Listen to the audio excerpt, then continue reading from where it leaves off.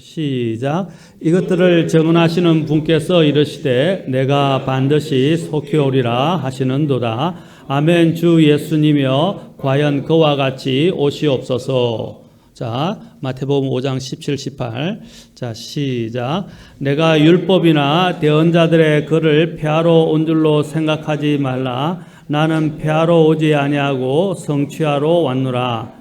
진실로 내가 너희에게 이르노니 하늘과 땅이 없어지기 전에는 율법에서 1.1획도 결코 없어지지 아니하고 마침내 다 성취되리라. 기도하겠습니다. 하나님, 오늘 이 시간도 주님을 사랑하여 많은 여러 가지 상황 가운데서도 주님 앞에 나와 경배를 드립니다.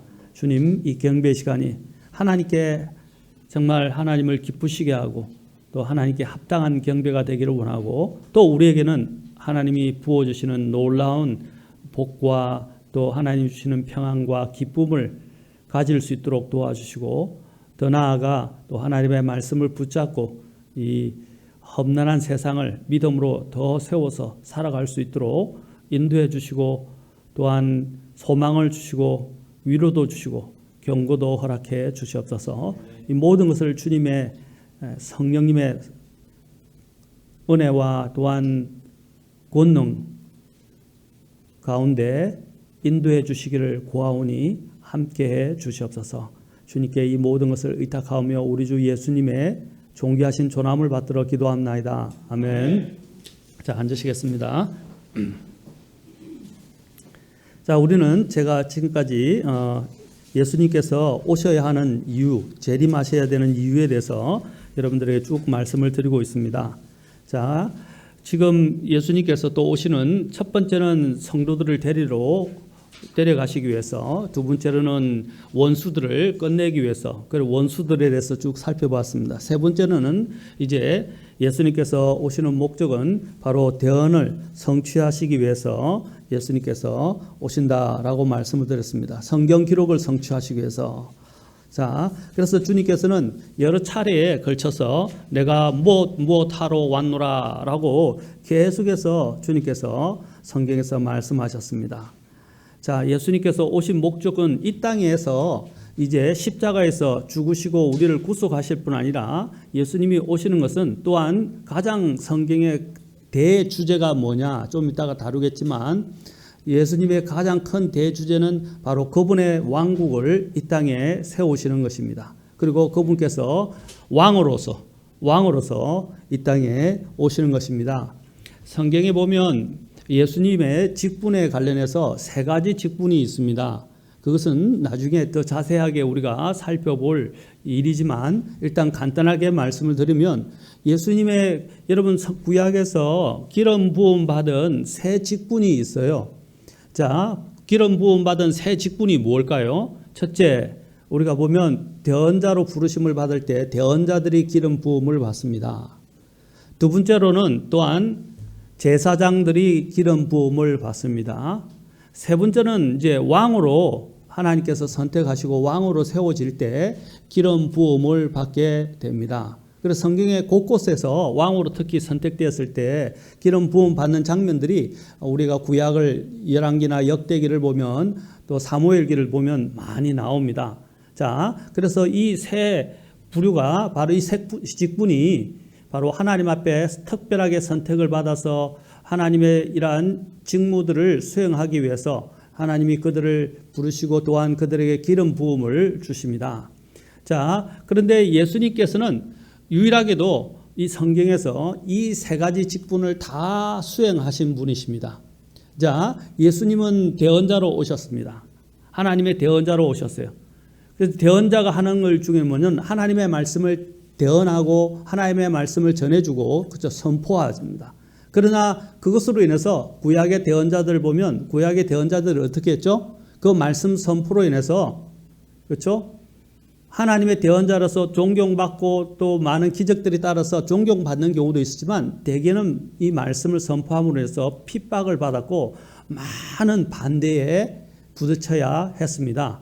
또 그 중에는 대언자들 중에는 어떻게 했습니까? 하나님의 이 대언을 하다가 고통을 당할 뿐 아니라 죽임을 당하기도 했다는 사실입니다. 그래서 예수님께서는 하나님의 대언자로 오셔서 어떻게 하셨습니까? 십자가에서 죽임을 당하셨던 것입니다. 두 번째로 예수님께서는 또한 우리를 대신하여 어떻게 했습니까? 대신 죽어주신 하나님의 어린 양이 되시기도 하지만 또 우리와 하나님 사이를 이어주는 중재자 역할을 하십니다. 자, 제가 말씀드렸죠. 백성을 대신하여 하나님께 말씀드리는 자가 누구라 그랬습니까? 제사장이었다 그랬습니다. 하나님을 대신하여, 그렇죠? 대신하여 사람들에게 또는 백성들에게 말하는 그런 직무를 수행하는 자가 누구라 그랬죠? 대언자였죠. 예수님은 바로 처음에 오셨을 때 하나님을 우리에게 소개해주고 또 하나님이 어떤 분인지를 나타내주고 또 하나님의 말씀을 선포하는 히브리서 보면 마지막 대언자라고 되어 있습니다. 그렇죠? 자, 마지막 대언자. 그리고 또한 예수님께서는 어떻게 하셨습니까? 더 나아가서 이제 또 우리를 위한 제사장이 되어 주셔서 우리와 하나님 사이에 막힌 담을 이어주시고 우리를 또한 중보해 주시는 제사장 역할을 하셨습니다. 제사장. 그 중에서도 대제사장이셨다는 것입니다. 그래서 이전에 대제사장은 어떻게 했어요? 1년에 한 번만 어디로 들어갔죠? 성소 중에서 지극히 거룩한 지성소에 들어갔죠. 대제사장이. 마찬가지로 그런데 예수님께서는 이 땅에 만들어진 이 지성소에 들어가지 아니하시고 어디로 가셨습니까? 하늘 성소, 바로 하늘, 모든 이 땅에 있는 것들은 모형에 불과합니다. 그림자와 모형에 불과해요. 실체가 있는 하늘 성소로, 지성소로 직접 들어가셨습니다. 자신의 피를 가지시고. 그렇죠? 그래서 대제사장의 모든 직무들을 완전하게 수행하셨습니다. 자, 이제 그 계열에 관련된 것은 다음에 히브리서를 보게 될 때도 우리가 살펴볼 것입니다. 그 다음에 또한 예수님이 이제 하시게 될 일은 무엇입니까? 남아있는 직분이 뭐죠? 직무가? 이제 왕으로서 해야 될 직분만 남아 계신다는 것입니다. 그렇죠? 왕으로서. 그래서 예수님께서 해야 될 그 왕으로서의 직무에 대해서도 성경에서 많이 이야기해 놨습니다. 아마 성경에서 가장 많이 이야기되어지고 있는 부분들이, 가장 많이 또 대언되어진 부분들이 바로 왕으로서 오셔서 이 땅에 그분의 왕국을 설립하시는 것입니다. 그리고 경배받으시는 거예요. 예수님께서 이 땅에 오셨을 때 그분이 이제 2살이 되었을 때 어떻게 됐습니까? 여러분이 알고 있지만 동방에서 온 현자들이 예수님께 나와서 경배를 드린 것을 보게 됩니다. 경배와 함께 뭘 드렸죠? 예물을 드린 것을 우리는 보게 됩니다. 그때 예수님은 어떻게 경배를 받으셨습니까? 왕으로서 경배를 받으신 거예요. 그래서 그 현자들이 예수님을 찾았을 때 그들이 뭐라고 물었습니까? 왕으로 나신 이가 어디 계시냐라고 물었던 것입니다. 왕으로 오신 이가. 예수님께서는 왕으로 오셨지만 이 세상이 준비가 되지 않아서 왕으로 오신 예수님을 그냥 거절해 버렸어요.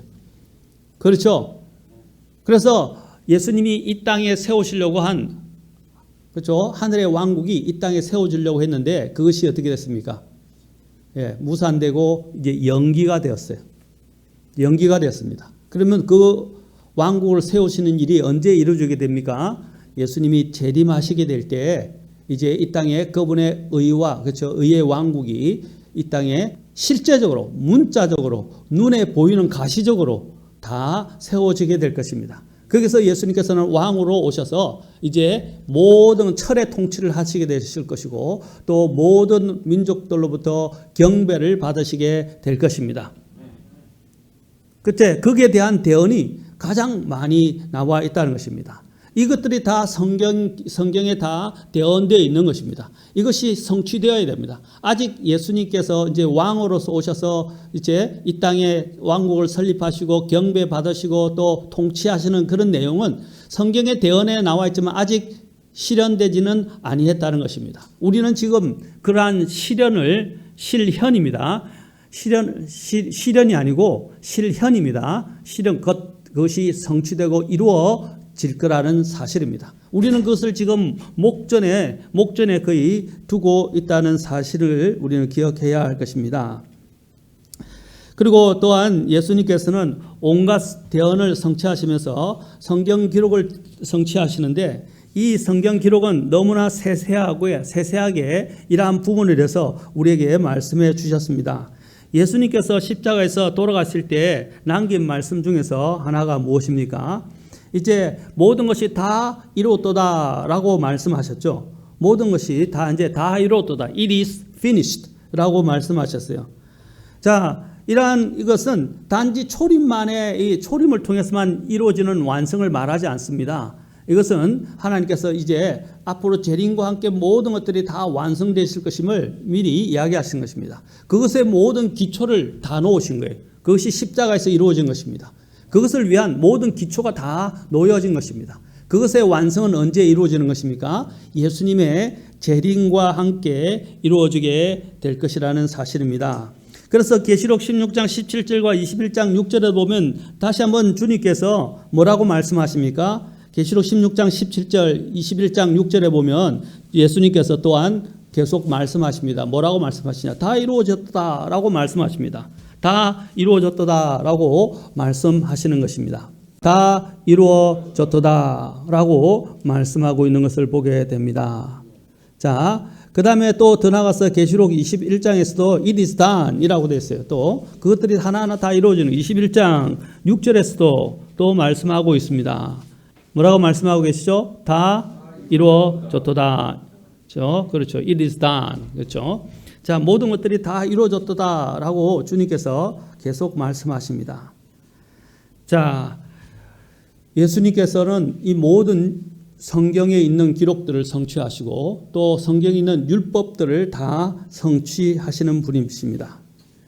여러분, 예수님께서 초림하셨을 때 이 세상에는 예수님을 기다리지 않는 사람들도 있었고 예수님을 기다리는 사람들이 있었어요. 그 기다리는 사람들은 소수의 사람들입니다. 그들은 무엇을 보았습니까? 성경이 어떻게 성취되었는가를 하나하나 보고 기다렸다는 것입니다. 그렇죠? 그래서 이미 예수님이 오실 당시에는 보면요, 예수님께서 베들레헴에서 태어나실 거라는 것을 성경 구절을 알고 있는 사람들이 있었어요. 또 예수님이 오셨을 때 예수님을 기다렸다가 만난 안나스나 그죠, 여러 대언자들이 소수의 사람들이 있었다는 것을 보게 됩니다. 심지어는 동방에서 현자들도 어떻게 했습니까? 네, 그들은 주님을 기다리고 주님이 오신다는 것들을 그들은 자세히 주목하다가 별을 따라서 그들은 안내를 받고 주님께로 와서 경배를 드리게 됐습니다. 그러나 소수였다는 거예요. 그렇죠? 재림 때도요, 사실 믿음을 갖고 예수님을 만난 사람들은 제가 성경을 통해서 보기로는 그렇게 많지 않을 것이라고 봅니다. 왜냐하면 누가복음 18장에서도 예수님께서는 뭐라고 말씀하셨습니까? 사람의 아들이 인자가 이 땅에 올 때는 뭐라고 그랬어요? 세상에서 믿음을 찾아볼 수 있겠느냐라고 말씀하셨어요. 사실 소수라는 것입니다.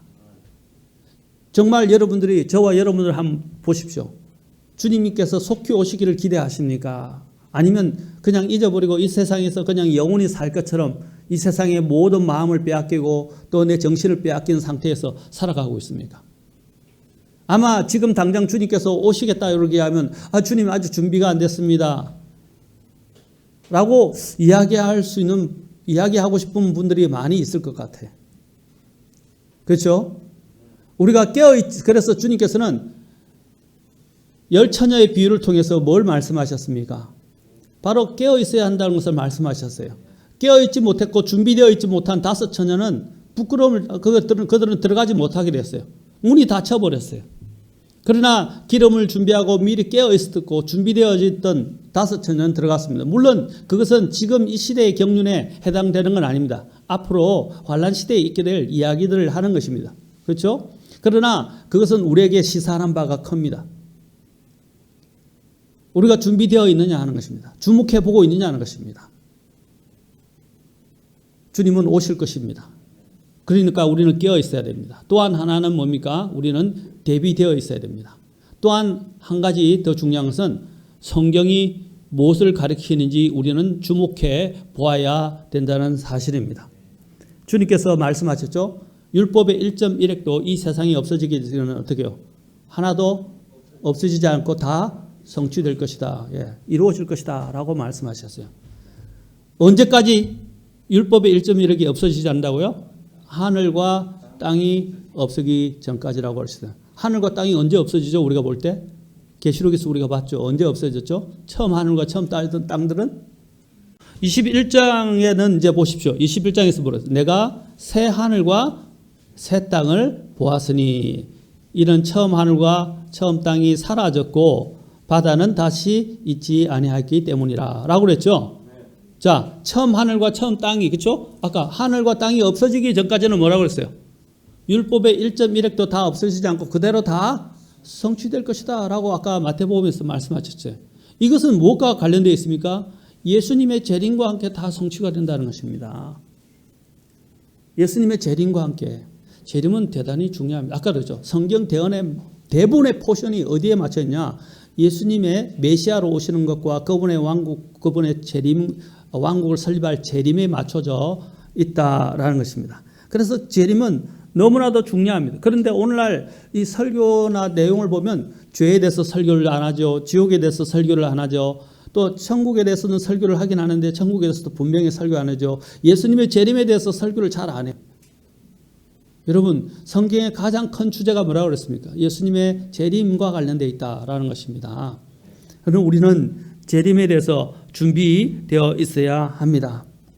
그리고 성경 대언이 뭘 말하는지 우리는 주목해 보아야 합니다. 그래서 베드로후서에서 우리가 살펴봅시다. 베드로후서에서 베드로가 뭐라고 말씀했습니까? 베드로후서 1장에서 자, 1장에서 제가 누누이 자주 이렇게 인용하면서 이야기하는 말씀 중에 하나인데 베드로후서 1장. 자, 1장에서 사도 베드로가 이제 자신의 체험과 간증을 이야기하면서 그렇죠? 놀라운 간증을 이야기합니다. 그리고 자신이 목격한 것을 말합니다. 16절부터 19절까지만 우리가 함께 보겠습니다.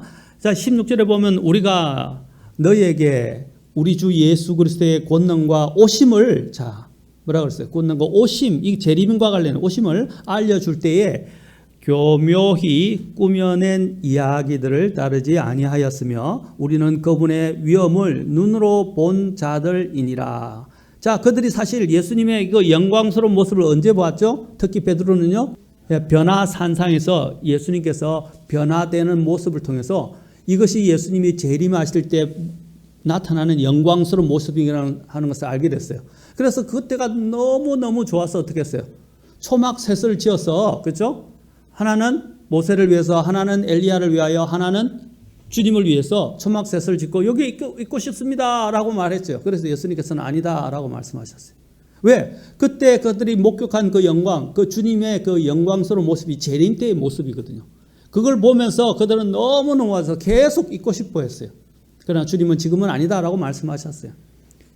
그리고 본 것을 말하지 말라고 말씀하셨어요. 그 세 제자에게 특별히 보여주셨는데 그 세 제자 중에 한 사람이 누구죠? 여기 있는 사도 베드로였다라는 것입니다. 자, 사도 베드로가 이것을 목격했어요. 그래서 뭐라고 그랬어요? 우리는 그분의 위엄을 눈으로 본 자들이다. 그리고 뛰어난 영광으로부터 이러한 음성이 그분께서 나서 이르기를 이 사람은 누굽니까? 아버지 하나님이 예수님을 보고 이 사람은 내 사랑하는 아들이라. 내가 그를 매우 기뻐하노라 하실 때에 그분께서 하나님 아버지로부터 존귀와 영광을 받으셨느니라. 하늘로부터 나온 이 음성은 우리가 그분과 함께 거룩한 산에 있을 때에 들은 것이니라. 또한 우리에게 자 보십시오. 우리에게 이제 뭐라 그랬어요? 우리에게는 더 확실한 대언의 말씀이 있으니. 자, 대언의 말씀이 있다고 그랬어요. 여러분, 눈으로 보고 하나님이 한 것보다 더 중요한 것은 개인적인 체험, 개인적으로 이렇게 보게 돼 목도한 것, 이런 것보다 더 중요한 게 뭐라고 했어요? 예.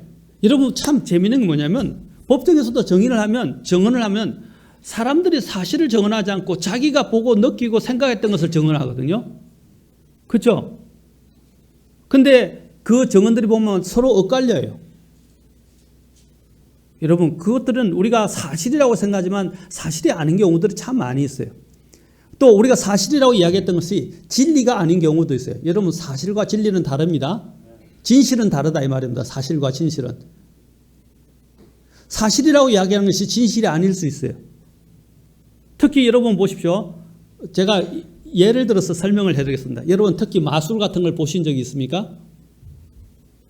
저도 어떤 애들하고 한번 갔다가 공연하는 데서 마술을 했는데 순식간에 손에 있던 것이 사라지고 없어지고 나타나고 하더라고요. 눈속임이죠. 그죠? 우리가 사실로 볼 때는 어떻습니까? 진짜 사라졌죠. 그러나 그것은 진실은 뭡니까? 사라지지 않고 숨긴 거죠. 맞습니까? 자, 사실과 진실은 달라요. 자, 이게 우리 눈이 감지하는 데는 한계가 있기 때문입니다. 그죠? 그래서 눈속임이라고 보통 이야기하지 않습니까? 그죠? 눈속임이에요. 또 이 눈이 항상 보면 항상 이 착각을 합니다. 우리의 눈은 착각을 하기 쉬워요. 그래서 여러분 그림 그리는 미술을 하는 사람들을 보면 미술을 통해서 보면 그렇죠? 우리가 볼 때는 집인데 어떤 여기는 작고 여기는 커요.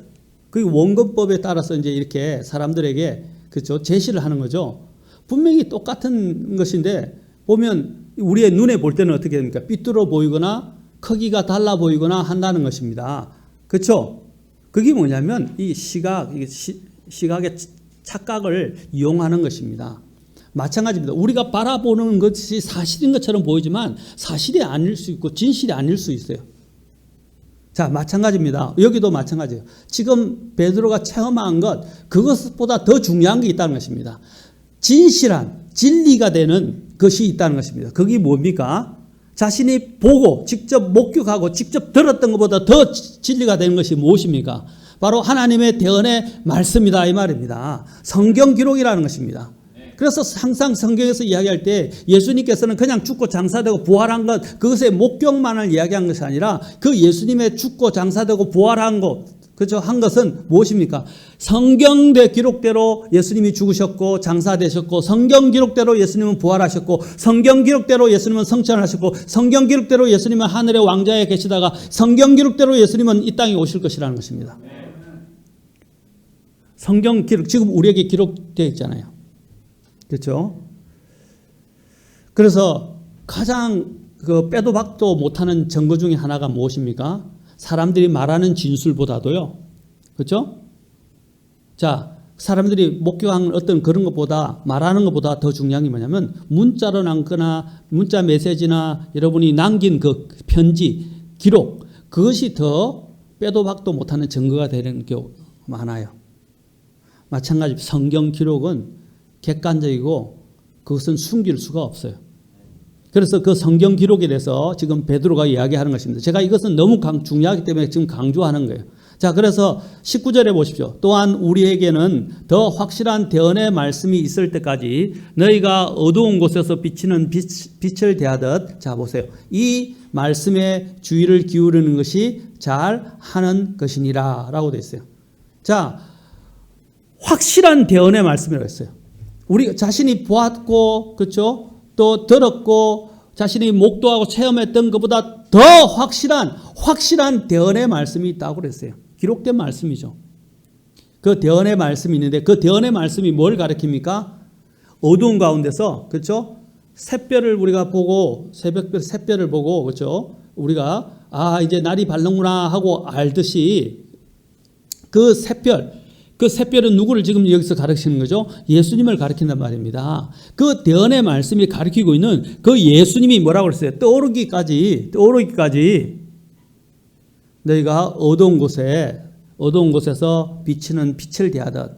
여러분 눈이 어두울 때 찾는 게 뭐죠? 빛이잖아요. 조그만 한 줄기 빛이라도 찾잖아요. 근데 그 빛이 그 어둠을 완전히 갈라버리고 어둠 속을 밝혀버립니다. 그 한 줄기 빛이지만 어둠을 밝혀버린단 말입니다. 어둠이 물러간단 말입니다.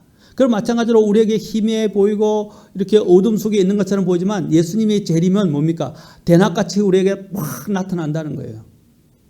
그것이 어디에 나온다고요? 그것을 가르쳐주는 하나의 등대와 같은 게 뭐라고 그랬습니까? 바로 대언의 말씀이다 이 말입니다. 예, 대언의 말씀. 바로 그 대언의 말씀이 바로 샛별이 떠오를 때까지 어떻게 해요?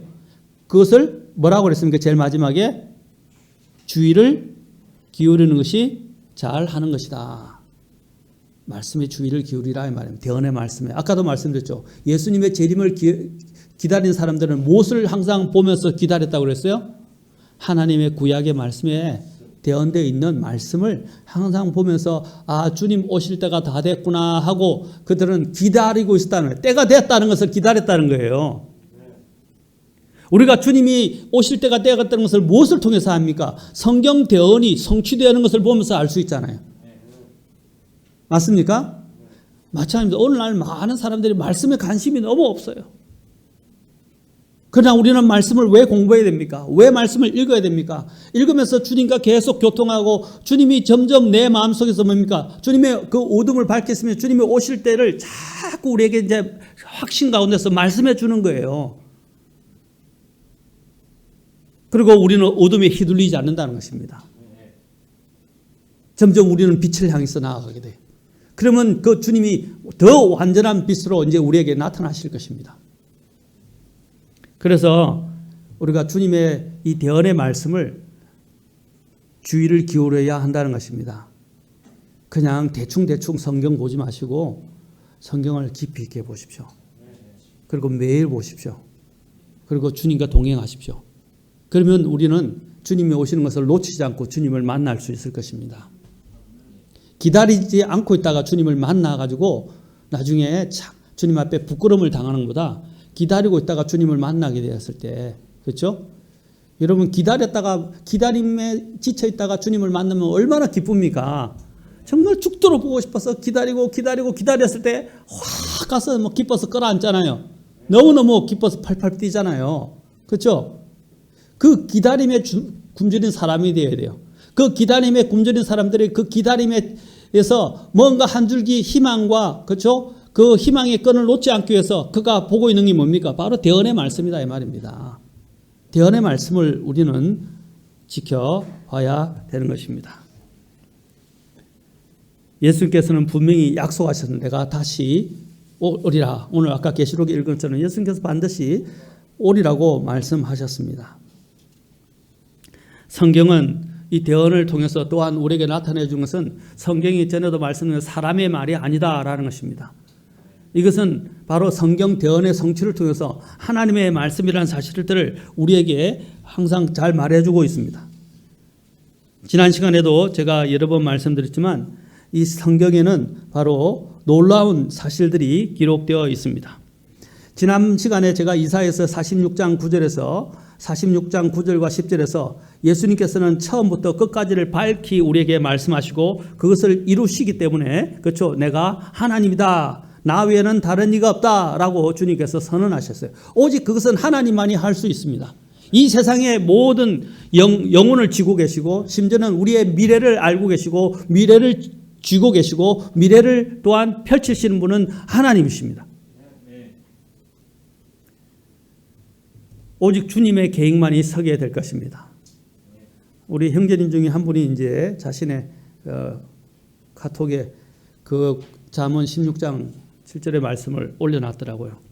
저도 좋아하는 말씀입니다. 사람이 마음으로 길을, 잠언 16장에 나오는 구절인데 마음으로 길을 예비하여도 1, 2절이죠. 그 걸음을 인도하시는 분은, 그렇죠? 주님이십니다. 주 하나님이십니다.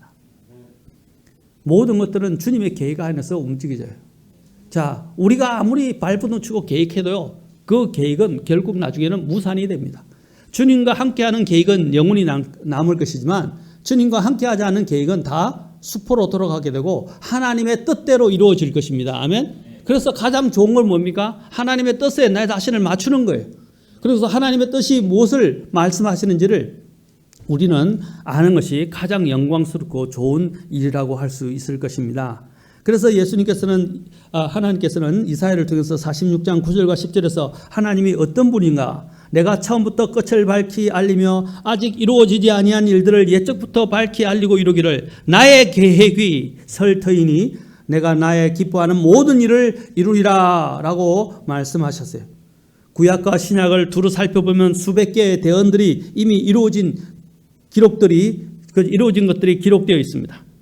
우리는 이미 구약에서는 기다렸지만 우리는 이미 예수님이 기다렸던 예수님이 한 번 오셨던 것을 보고 있습니다. 이제 우리 신약 성도들은 뭘 기다리는 것입니까?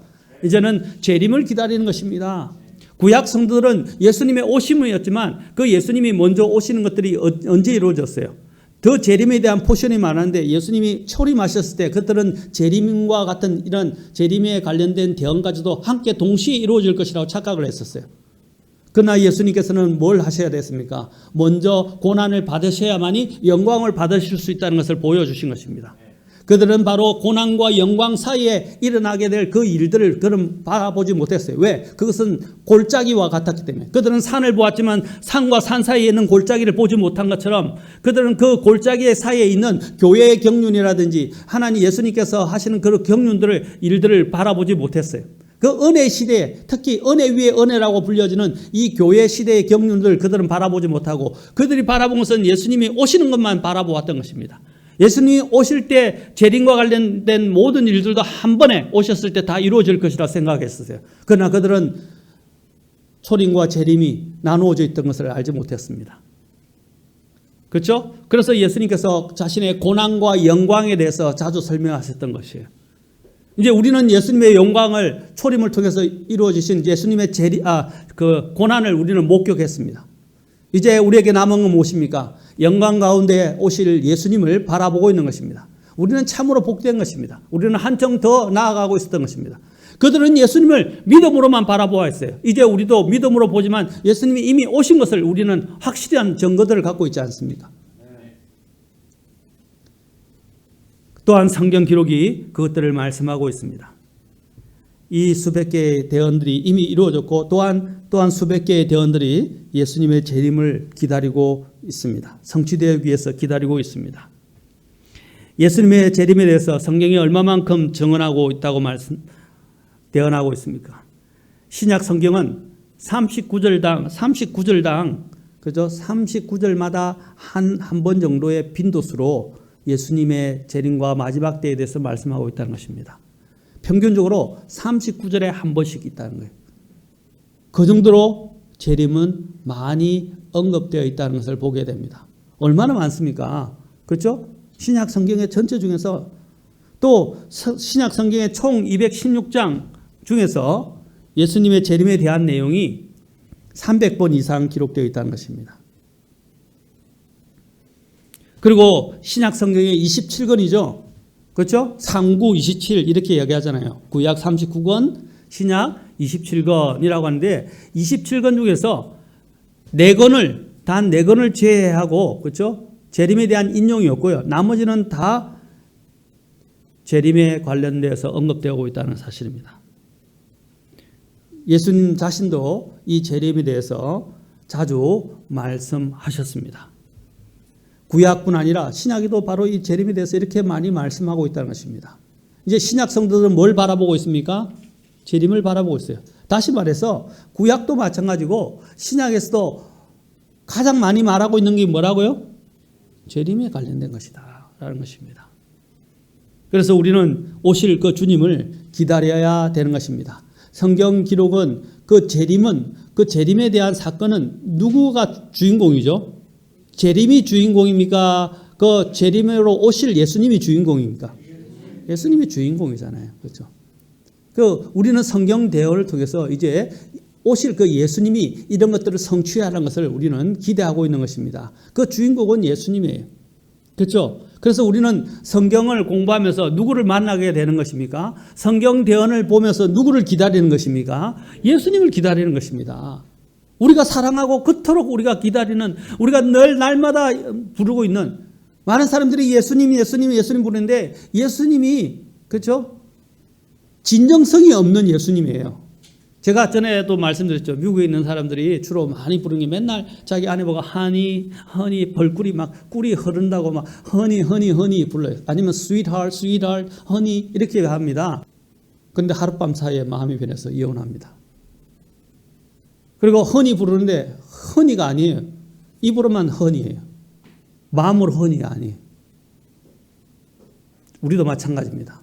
우리가 예수님 부르지만 입으로만 예수님을 부르고 있고 마음으로는 예수님을 부르고 있지 않습니다. 요한복음 5장 39절부터 40절에 예수님께서 말씀하셨습니다. 성경 기록들을 탐구하라. 너희가 그것들을 안에서 영원한 생명을 얻는 줄로 생각하거니와. 자, 성경 기록들이 뭐에 대해서 말하고 있어요? 예수님에 대해서. 자, 그것들은 곧 나에 대하여 정언하는 것들이라고 했어요. 나에 대하여. 그 성경기로는 예수님. 그 예수님이 아직 성취하지 않고 이제 남아있는 예수님의 모습은 어떤 것입니까? 재림과 그분의 왕국을 설립하시고, 그렇죠? 통치하시는 것입니다. 그것도 영원히. 그래서 그분은 구약에 약속된 대로 다윗의, 그렇죠? 아들로서 오셔서 다윗의 왕자에 앉으실 것이고, 그 왕자에 앉으셔서 영원히 통치하실 것이라는 것입니다. 자, 누가복음 1장으로 가서 한번 우리가 보도록 합시다.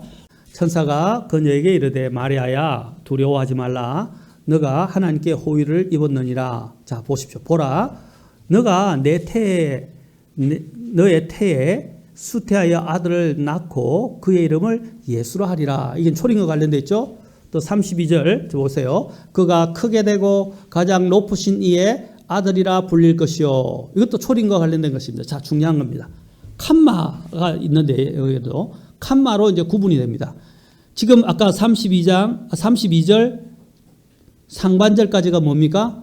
초림과 관련되어 있어요. 자, 갑자기 재림으로 뛰어듭니다. 자, 재림으로 넘어갑니다. 뛰어 넘어갑니다. 자, 보시죠. 그 뒤에 주 하나님께서 그의 조상 다윗의 왕자를 그에게 주시리니 그가 영원토록 야곱의 집을 통치하며 그의 왕국이 무궁하리라. 바로 재림으로 넘어가죠. 맞습니까? 자, 예수님이 오신 목적 중에 하나가 뭡니까? 바로 이 하나님의 말씀을 성취하는 것입니다. 특히 아까 다윗의 아들로 오셔서 다윗의 왕자에 앉아서 영원 무궁토록 통치하시는 거예요. 천사가 마리아에게 나타나서 고지한 내용이 뭡니까? 이야기해 준 내용이 바로 그겁니다. 그분의 초림으로 오셔서 지극히 높으신 하나님의 아들이라 불릴 것이고 또 재림과 함께 어떤 일을 한다고요? 다윗의 왕자에 앉으셔서 통치하실 것이라는 것입니다. 그것도 영원히. 맞습니까? 이것은 성경 대언이 구약에서 일관성 있게 계속해서 반복적으로 말하고 있는 것입니다. 지금 그것을 요약해서 말하는 거예요. 지금 여러분들이 역대하 보고 있죠? 역대하, 오늘은 제가 여러분들이 말씀에 오전 예배에 집중하라고 오전에 안 올렸어요. 오후에 제가 올릴 것입니다. 거기에 보면 마귀가 어떤 일을 하냐 오늘 우리가 보게 될 것인데 이제 아달랴라는 여인을 통해서 예수님이 오게 되는 그 왕, 그렇죠? 왕자를 이어받게 돼요. 하나님이 약속하신 게 뭡니까? 다윗의 왕자가 이어져야 됩니다. 혈통으로나 심지어는 왕권이 유다 자손, 그렇죠? 유다 자손 그 다윗으로부터 시작되는 그 왕의 라인이 이어져야 됩니다. 그런데 마귀가 어떻게 합니까? 끊으려고 다 죽여버리려고 그러는 거예요. 아달랴가 뭡니까? 유다 자손의 왕실의 그 왕권을 이어받는 모든 씨를 다 멸하려 했어요. 그러나 하나님께서 여호사보앗이라는 여인을 통해서 나중에 제사장 여호야다에 대해서 나오는데 그 여호야다의 아내가 여호사보앗입니다. 또한 그것을 건져낸 그렇죠? 요아스의 고모가 됩니다. 그 요아스 왕을 한 살 배기 요아스 왕을 어떻게 합니까? 다 씨가 멸절됐는데 그 아이만은 살짝 빼나가 숨겨가지고 성전에서 키우다가 오늘 나오는 내용이 아마 그걸 겁니다. 그를 왕을 나중에 옹립해서 세우게 됩니다. 걔가 7살 됐을 때 즉위를 하게 됩니다. 씨가 완전히 멸절시키려 그게 누가 하는 것입니까? 그게 나옵니다. 사탄이 하려고 하는 거예요. 항상 보면 항상 사탄이 뭐냐면 다윗에 이어지는 이 왕권을 계속 끌어가지고 그것이 이어지지 못하게 하는 거예요. 왜? 다윗의 후손으로 누가 오시는 것입니까? 예수님이 오시기 때문에. 그 왕권을 이어받아야 되기 때문에. 그 성경 대언이 성취되지 않게 하기 위해서 마귀가 막 혈안이 돼가지고 계속 그 혈통과 그 왕권의 계보를 계속 끊으려고 시도하는 거예요. 그런 일들이 계속 있었습니다. 그 중에 하나가 또 예수님 오셨을 때 헤롯이 어떻게 했어요? 2살 이하의 아이들을 다 죽였잖아요. 마귀는 계속 이런 일을 시도했지만 하나님께서는 그 약속하신 것을 신실하게 이루시는 분이십니다. 아멘? 보십시오. 주님은 이 약속하신 것을 그대로 이루실 것입니다. 그것은 사람이 할 수 있는 일이 아닙니다. 하나님이 하실 수 있는 것입니다. 또 하나님은 약속하셨기 때문에 하나님은 불가능이 없으십니다. 그리고 신실하게 그것을 이루실 것입니다. 얼마나 놀랍습니까?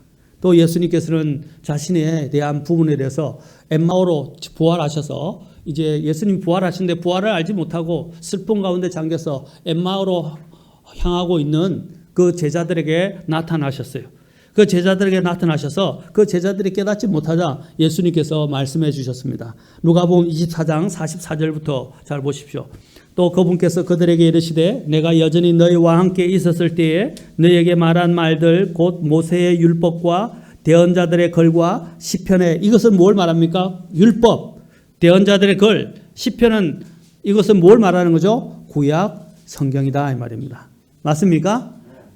모세 율법은 모세오경, 대언자들은 뭐라고 그랬어요? 대언자들의 글, 소대언서, 대대언서, 그렇죠? 대언서를 이야기하죠. 시편은 뭡니까? 욥기부터, 그렇죠? 시편, 잠언, 전도서, 그렇죠? 아가 이렇게 다 전부 다 시가서에 들어가잖아요. 그렇죠? 자, 이것에 관해서 기록된 모든 것이 반드시 성취되어야 하리라 한 말이 이것들이라. 그러면서 그때 그들의 지각을 여사 그들이 성경 기록들을 깨닫게 하시며, 여기 나오죠. 성경 기록들. 그 성경에 대언되어 있었다는 것입니다. 또 그들에게 이르시되 이같이 기록되었은즉 이같이 그리스도가 고난을 받고 셋째 날 죽은 자로부터 일어나는 것이 마땅하며, 부활에 대해서 말씀하셨죠. 또 회개와 제들의 사면이 그의 이름으로 예루살렘에 시작하여 모든 민족들 가운데 선포되어야 하리니, 선포되어야 되는 이유가 뭡니까? 예수님이 다시 오실 것이기 때문에. 그래서 예수님이 오시는 것을, 그렇죠, 위해서 영혼들을 구령하는 것입니다. 그리고 선포하는 것입니다. 그리고 사람들로 하여금 그 예수님을, 재림을 기다리게 만드는 거예요. 맞습니까? 네. 여러분, 하나님은 정말로 놀라우신 분입니다. 우리가 생각할 수 없는 것을 이루신 거예요.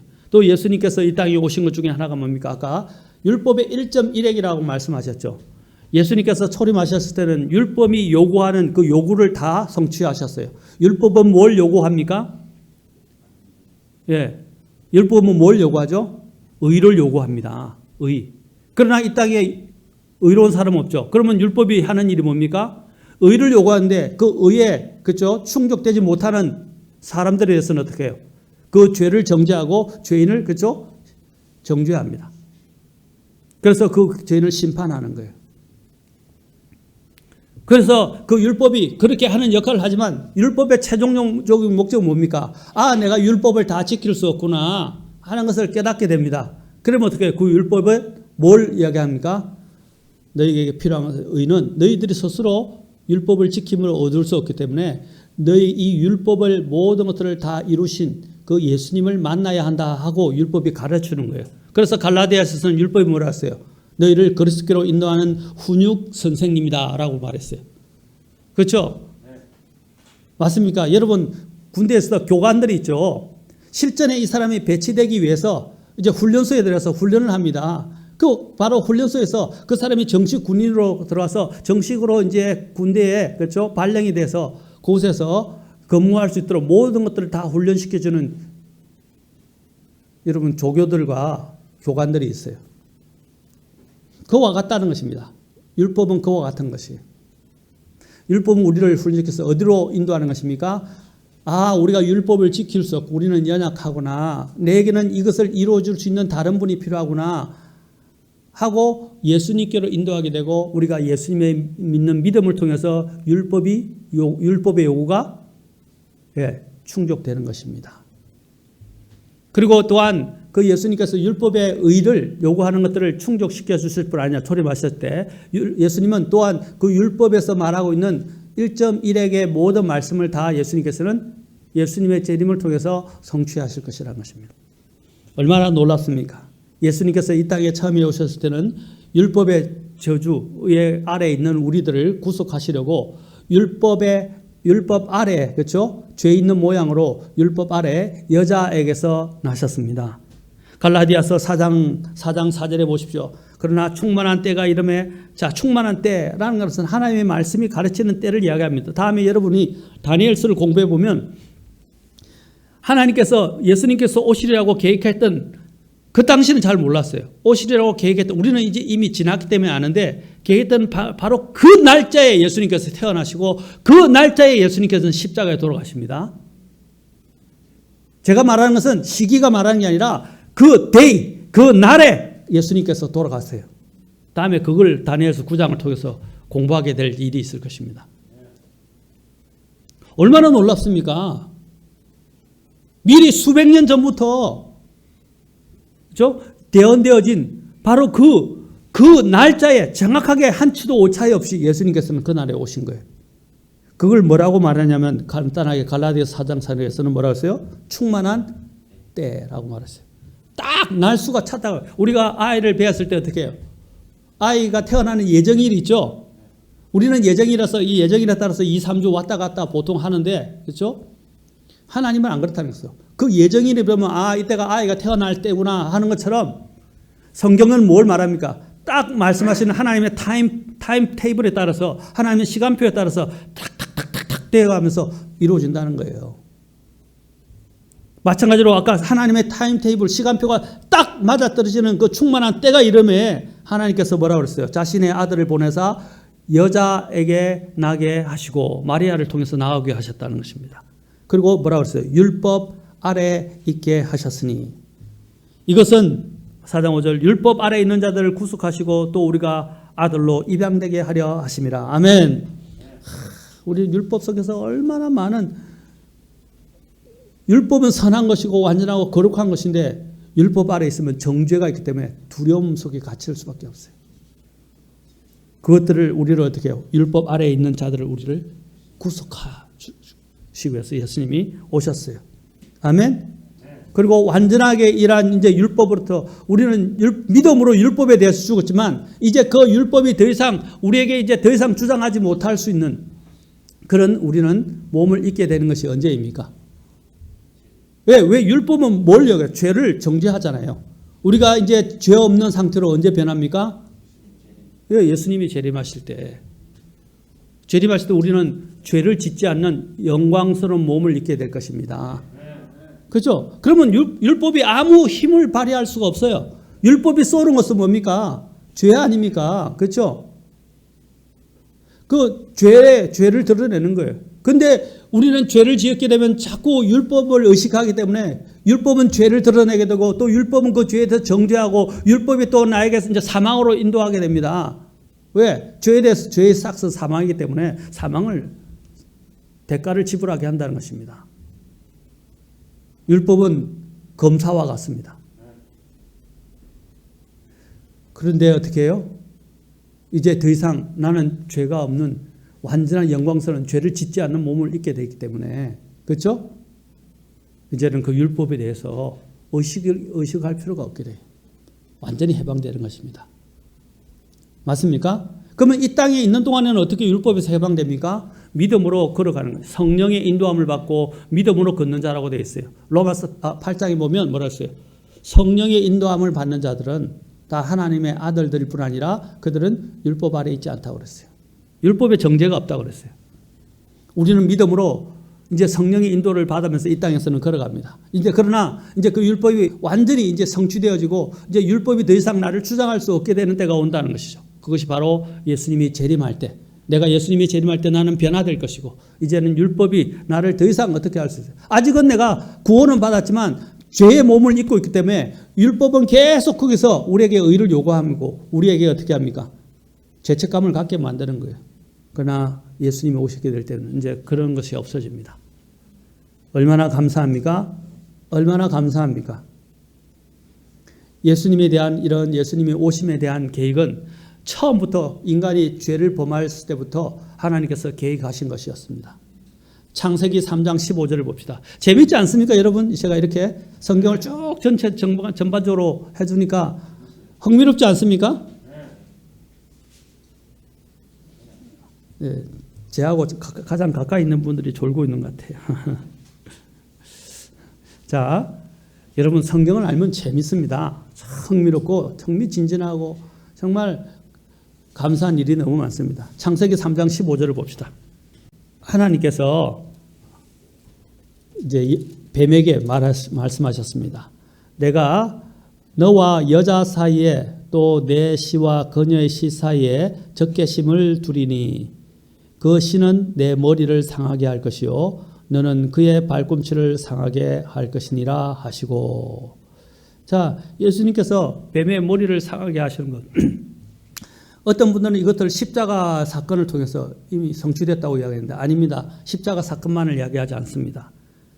뱀의 머리가 언제 본격적으로 상하게 됩니까? 십자가를 통해서 이루어지지만 이것이 성취되는 때는 언제입니까? 완전히. 뱀은 누구입니까? 여기서? 사탄이죠. 사탄이 끝나는 것을 이야기하는 것입니다. 사탄이 어떻게 했어요? 머리를 상하게, 자, 그 씨가 머리를 상하게 하는 것은 치명적인 상처를 입는 것입니다. 그 다음에 어떻게 한다고요? 그 뒤에. 너는 그의 발꿈치를 상하게 할 것이고 라고 그랬어요. 그렇죠? 이제 치명적인 상처를 받아서 그 마귀가 이제 끝장나게 되는 것을 이야기하는 것입니다. 언제 그는 끝장나게 됩니까? 마귀는 죽지 않아요. 마귀는 영원한 고통 가운데 심판을 받을 뿐이지 마귀는 안 죽습니다. 맞습니까? 천사는 죽지 않아요. 영원히 존재해요. 마귀도 타락했지만 그도 천사였기 때문에 그는 죽지 않아요. 그 대신 어떻게 합니까? 영원한 불로소에 던져져서 거기서 영원한 고통을 받게 될 것입니다. 그것은 언제 이루어집니까? 예수님이 재림하실 때 이루어진다. 우리가 전에 계시록을 봤잖아요. 재림할 때 그 용도 어떻게 해요? 마지막에 재림하셔서 천년왕국 끝날 때 그 용도 다 불로소에 던져지는 것을 보게 됩니다. 바로 이 부분은 언제 이루어지는 것입니까? 바로 성경에서 대언한 그것들이 이루어지는 때는 바로 재림 때 이루어지게 될 것이라는 것입니다.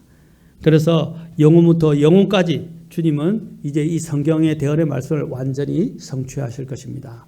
율법의 1.1회기라고 말씀하시죠. 언제까지? 이 하늘과 땅이 없어지기 전까지. 바로 그 뒤에 보면 예수님께서 한 작은 너희가 천국에 어떻게 들어가는가에 대해서 말씀하십니다. 자, 아까 우리가 읽었죠. 마태복음 한번 잠깐만 더 봅시다. 죄송합니다. 자, 마태복음에 보면 천국에 어떻게 들어가는가에 대해서 말씀하세요. 자, 보세요. 여러분, 이것이 천국에 들어가는 것과 관련해서 설명을 하고 있습니다. 천국이라고 되는데 이게 사실 하늘의 왕국이죠. 하늘의 왕국에 들어가는 것과 관련해서 5장 17, 18절에서 이제 이야기를 합니다.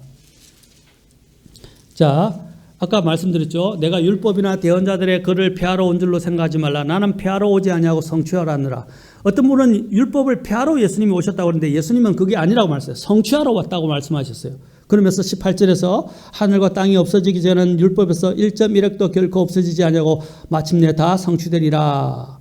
자, 19절에 보니까 그러므로 누구든지 가장 작은 이 명령들 중에 하나를 어기고 또 그렇게 사람들을 가르치는 자는 하늘의 왕국에서 가장 작은 자라 불리되 누구든지 그것들을 행하고 가르치는 자 곧 그는 하늘의 왕국에서 큰 자라 불리라. 이 하늘의 왕국은 무엇입니까? 예수님이 설립하게 될 천왕국을 가르치는 것입니다. 가르치는 것입니다. 그런데 20절에 보십시오. 내가 너에게 이르노니 너희의 의가 서기관들과 바리새인들의 의를 능가하지 아니하면 너희가 결코 하늘의 왕국에 들어가지 못하리라 그랬습니다. 하늘의 왕국에 못 들어간다 그랬어요. 어떤 사람이 들어간다고 되어 있어요. 의가 여기 있는 종교 지도자들, 서기관과 바리새인들보다 나아야 한다고 그랬어요. 그런데 그거는 힘들어요. 이것은 할 수 없는 일이에요. 인간으로는. 그러면 주님께서 어떤 사람이 들어갈 수 있다고 말씀하십니까? 예? 예수님을 통해서만이 들어갈 수 있다는 겁니다. 예수님을 통해서만이. 주님께서 지금 이 산상수훈을 통해서 그 말씀하시는 겁니다. 예수님을 통해서만이 천국에 들어갈 수 있다는 것입니다. 사람은 할 수 없다는 것입니다. 이것은 사람이 할 수 없다는 것입니다. 그렇죠? 그래서 이와 관련된 우리의 이 말씀이 또한 어디에 기록되어 있습니까? 그럼 누가복음에도 기록되어 있어요. 거기는 뭐라고 했습니까? 사람이 할 수 없는 것들을 하나님께는 가능하고 하나님께서 그것을 해 주실 것이라는 것입니다. 그것은 무엇입니까?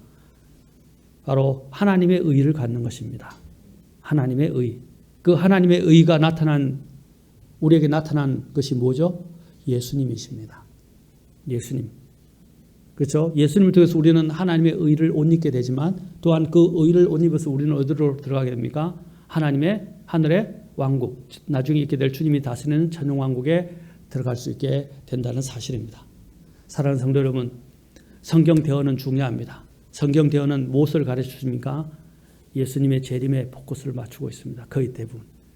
예수님에 맞춰져 있고 특히 예수님의 재림에 많은 포션을 두고 있습니다.